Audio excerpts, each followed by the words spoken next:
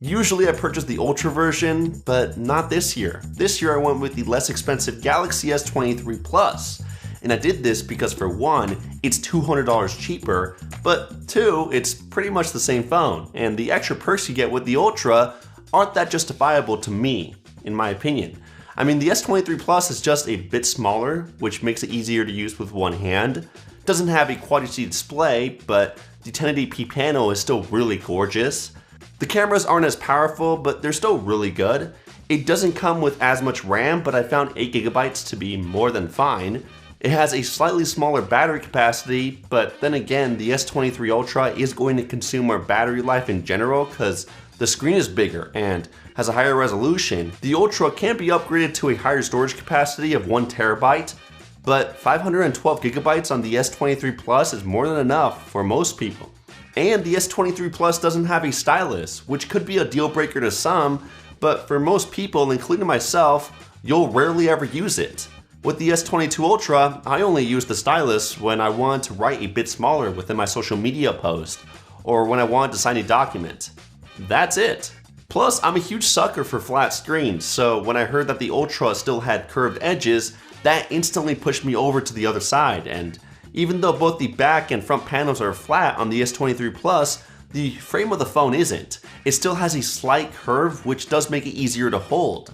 Nothing like the iPhone 14, which makes the edges completely flat and a bit more awkward to use. Plus the rear glass is frosted, so fingerprints are non-existent on this phone. Only on the edges did I notice some minor smudges. I also felt really confident when using the flagship because it's made out of very premium materials that give it extra protection and a hefty weight. The frame is made out of this really strong armor aluminum, and the front and back glass are the strongest glass variant from Corning and Gorilla, known as the Victus 2. It's even water resistant with an IP68 rating. So a very strong device, and it's managed well after 3 weeks of use. Even without a screen protector, it never received any damage. No scratches, dents, or cracks. And yes, I've dropped it multiple times. I won't lie though, as strong as any phone is, I will always slap a case on it because you just never know what could happen. I ended up getting this camel leather case from Samsung. I think it's absolutely gorgeous, and I love how it makes the rear cameras flush so that I can finally use the phone flat on its back without it wobbling around. It is a bit hefty though at around $50, but you'll be able to get it for free if you buy the phone directly from Samsung's site because they automatically give every customer an extra $100 to use within their store. The only thing I don't like about the design of the S23 Plus is that the side buttons are a bit too high and they're not as tactile as I like them to be. I constantly need to readjust my hand whenever I want to mess around with the volume rocker, and they feel really mushy whenever I press them. Besides that, it's one of the best looking phones I've ever purchased. The cream color really caught my eye, and it looks even better in person. When I actually used the phone, I can honestly say it was one of the fastest devices I've ever used. The only phone I can compare it to with similar speeds is the OnePlus 11, and that's just because they both carry the same chipset, the Snapdragon 8 Gen 2. Apps opened insanely quick, animations were buttery smooth, and playing video games was an enormous pleasure. Even unlocking the phone with the under-display fingerprint sensor or face unlock was insanely quick and reliable.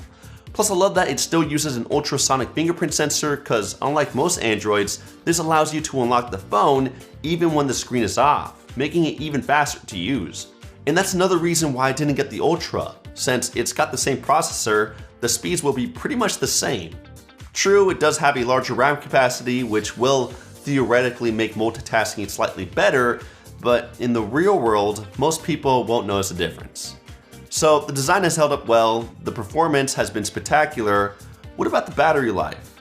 It was also great. It had no problem lasting me the entire day and would usually leave me at around 30%.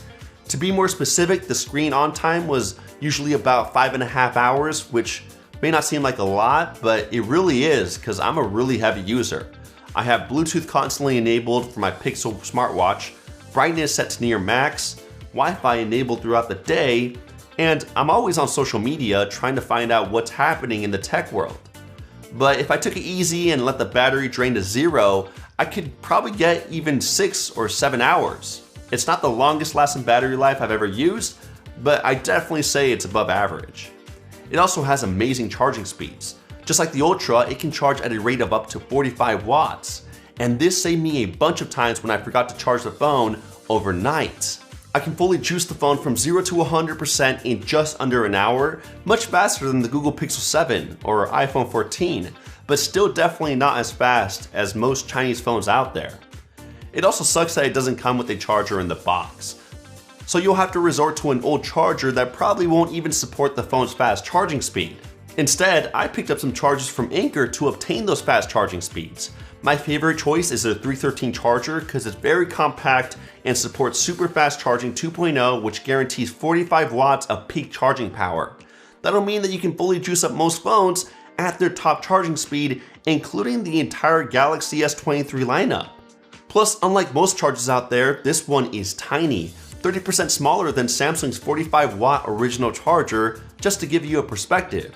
So you can fit it just about anywhere, which makes it great for travel.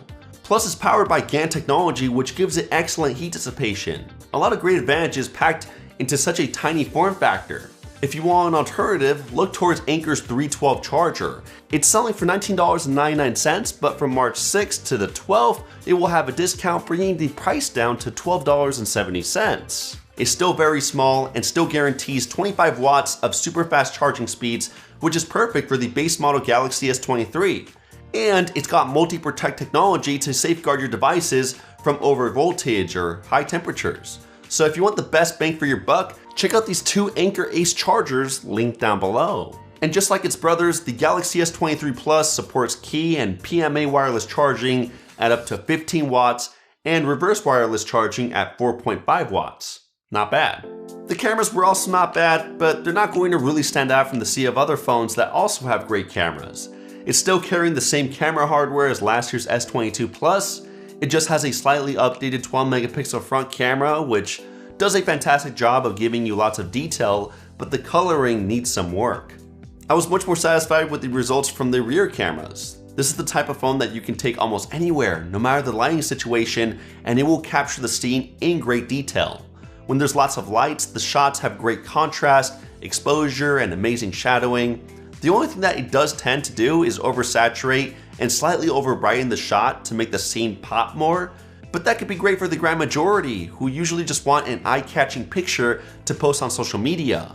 For more natural looking shots, phones like the Pixel 7, OnePlus 11, or even the iPhone are better options. Its ultra-wide lens is also really great at capturing large open landscapes, especially since it has a huge point of view, and its telephoto lens does a fantastic job of capturing objects that are out of reach. Not as powerful as the more expensive Ultra variant, which can optically zoom at up to 10x, but still better than most phones out there. Still, extreme digitally zoomed in shots at around 30x aren't going to be as good as some other devices out there like the Pixel 7 Pro because of limitations on the hardware. During the night, it's also a hit or miss situation. You'll either get a really impressive shot that has great detail and not that much noise, or you'll get something that looks over-brightened and unnatural. Plus, there's also a good amount of shutter lag, which has resulted in me missing some shots entirely. Still, as a whole, I'm really happy with these cameras. It's a versatile setup that can capture most scenes amazingly, and it'll be more than enough for the average Joe.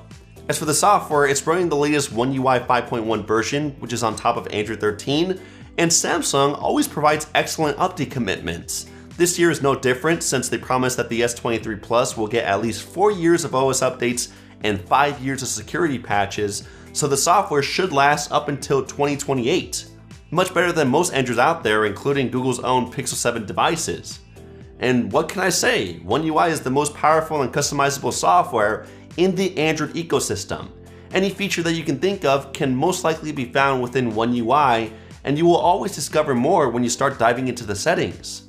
Some of my favorite features that are exclusive to One UI include Bixby Text Call, which is similar to Google's Screen Call feature. It lets the Bixby Assistant answer a phone call for me. And unlike Google's Screen Call feature, Bixby Text Call enables you to type out any response within the phone call to have Bixby say it out loud. It can get pretty hilarious. I also love that I can stack widgets on the home screen. It keeps things nice and tidy while providing me with information quickly.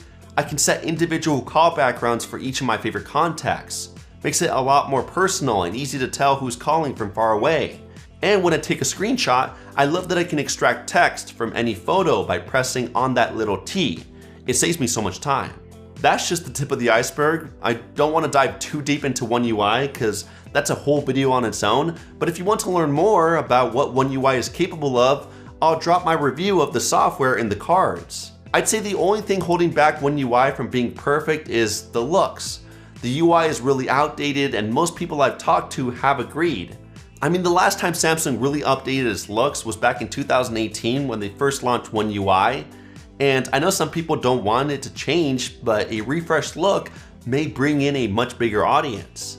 It definitely worked for Google when they released their huge Android 12 update. Phone calls and data speeds were also really fantastic on this phone. I never really had any call drops, which is impressive considering that I live in a very rural area with spotty internet. It also supports 5G millimeter waves, so I got really fast data speeds, even on my mid-range carrier, Mint Mobile. And of course, just like every other Samsung phone, it supports the 4 major US carriers. Now, even though this phone is cheaper than the big boy S23 Ultra, it's still really expensive, selling for $1,000 in the US. $1,000. And of course, you could trade in your current device to get that lower price tag, but Samsung's trade-in values this year really suck.